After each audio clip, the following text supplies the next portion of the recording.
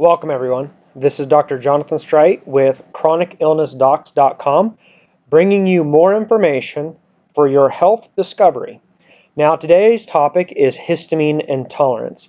If you're one of my patients, you'll be well aware of this because I go over it with everybody and I draw it out for them. Now I'd like to do the same for you. So if you know anyone with a chronic illness or maybe you're suffering with one yourself, this is a fantastic little model to understand histamine a little bit better. So bear with me. I'm not an artist, but I'd like to show you this anyway. First off, we have histamine as a little molecule. Now, histamine is responsible for a lot of stuff in the body. It is found in all over the body. Now, the majority of you think histamine, you immediately think about allergies and how you suffer with allergies. Or some of you say, well, I don't have any allergies. I don't have to worry about histamine. You couldn't be more wrong. Now, when you talk about allergies, you're talking about one receptor. That is an H1 receptor site. H1 receptors are on your mucosal surfaces, in your nose, in your throat, on your skin. It's what gives you rashes and hives and allergies, itchy eyes, runny nose, that type of thing. So when a little molecule comes along and it binds to your body, it triggers histamine. Histamine goes and it finds that receptor site and it triggers your bronchial tubes to close down. If it's an inhalant, it triggers your skin to get itchy and red and hives. If it's a skin irritant, you get the picture here. H1 receptor sites are responsible for those types of allergies. Now, a lot of you don't realize what H2 is about. H2 is a receptor site that is responsible for hydrochloric acid production. Now, what do I mean by that? Typically, think about what drugs are used for that. Zofran, it's to help people with nausea. Zofran is an H2 blocker. Things like over-the-counter or prescription strength PPIs or proton pump inhibitors, things kind of like in the world of Tagamet or these acid reducers, these other acid reducers. Those all block H2 receptors. Now, H1 and H2 have different drugs that are used to block their reception to histamine. Now, they're a little bit mislabeled. Now, you look at an antihistamine and you think it's going to remove histamine. Well, that's not the case. It's an antihistamine recepting or an antihistamine receptor. It literally blocks the receptor from holding on to histamine, thus lowering the reaction of an allergen. So in an H1 response, something like Benadryl, we take that, our itchiness goes away or our hay fever goes away. We think, great, I'm good to go. I can do this every day for the rest of my life as long as I can afford this little red pill. Now, there are times and places to utilize this type of drug. You do not want to be a chronic abuser of any particular drug, including this. Now, many of you may use this to help you sleep at night. I'm all for trying to sleep. You need to sleep. That's very recuperative. I'm bringing this information to you to kind of give you more and more information on trying to figure out why it is that you're not getting well. This is one of the many ways that we try and assess that within my office.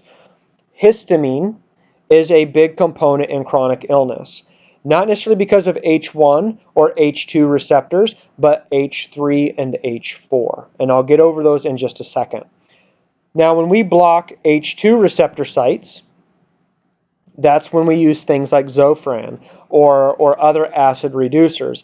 Now, over time, if we block this routinely, our body stops to create very much hydrochloric acid. Now, that has an entire set of ramifications downstream, different types of anemias, vitamin deficiencies, all kinds of different things.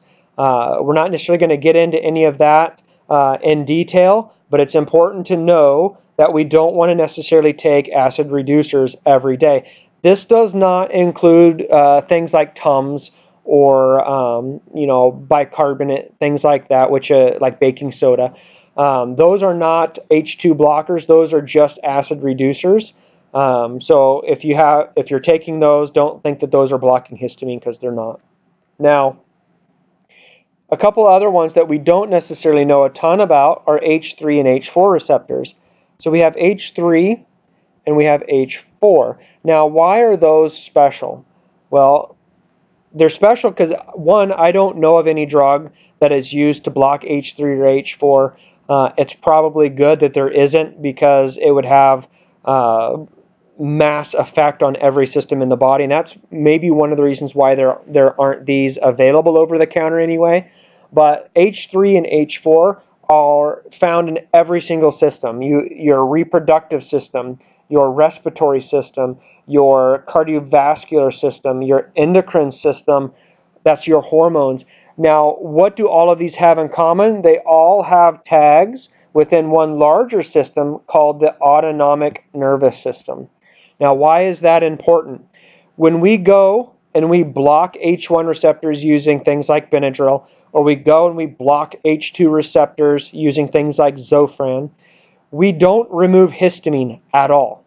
So we go about our day still having way too much histamine in our system. Now all of a sudden H3 and H4 have way more histamine to bind to than they're used to. So theoretically, they start hyperbinding. Now, what that kind of means is they upregulate the binding of histamine to an H3 and H4 receptor. I kind of look at this in one way. I think about this with regards to teachers. If we have fully capable, understanding, loving teachers, those are your H1, 2, 3, and 4. And we have 100 children in the room, and every child is a 7-year-old boy. And that's your histamine, your histamine children. When you take something like a Benadryl, you effectively put that H1 teacher in a straitjacket and put them in the corner and don't allow them to do anything. So now we have 3 teachers and 100 students. Then you start getting nauseous. You don't really know why. It could be very well that you're taking too much of your Benadryl or something like that. And so you start taking nausea-reducing medications like Zofran. Now you've completely made H2 teacher, you've taken them out of the equation. Ineffective. Now we have 100 kids, 100 7-year-old boys in a room with 2 teachers. Now, those teachers are highly capable. They're able to maintain, but they're not going to be able to last 24 hours a day, 7 days a week. They start wearing out. What happens here is this. H3 and H4 teachers start to wig out a little bit. And when they wig out, things start to occur in the respiratory system, in the endocrine system, in the cardiovascular system, in the reproductive system. Why is that important? Typically, not every time, but typically histamine puts more emphasis into the sympathetic than parasympathetic. That means that histamine in a bunch, in a mass amount, is going to drive the fight or flight mechanism of the body harder than it would, say, the parasympathetic system. Now, what do we do within my office to help with this? There's a couple of different products out there that you can look at. But first off, I want to make sure if you're not being seen by one of the docs here, that you're actually seeking medical advice somewhere with regards to your histamine. An easy blood test that you can do is called whole blood histamine, and it'll show you fairly easily how much histamine that is freely floating in your blood, and that'll tell you whether or not you do have some histamine intolerances. There's different ways to test this, but that seems to be the most standard medical way of testing for histamine. If you do have high histamine, some ideas that you can look at, things like HisDAO or diamine oxidase. That is one of the enzymes that's responsible for breaking histamine down. There are a couple different brands out there. Zymogen has one. There's another company it's called Umbrelux, histamine diamine oxidase, or DAO. Umbrelix, DAO is another one. Once again, you have to be able to be under the care or the supervision of a medical doctor or your natural physician in order to take these types of things. But looking at those, you can remove histamine from your diet. I'm not necessarily a huge fan of that because histamine is found in everything. Now, if you're a chronic abuser of cigarettes, wine, beer, fermentable things, or energy drinks, those are the easiest things that are non-essential to your day, pulling those out. But if you eat 7 avocados a day, those are really high in histamine, and we don't necessarily want to do that either. So being balanced, not going on necessarily a histidine or histamine diet, but looking at it in that way, I think is very important. I hope this sheds a little light on the histamine story, and I hope this provides a little bit of more information for your discovery of your health. Anyway, this is Dr. Jonathan Streit with chronicillnessdocs.com, wishing you a very blessed day.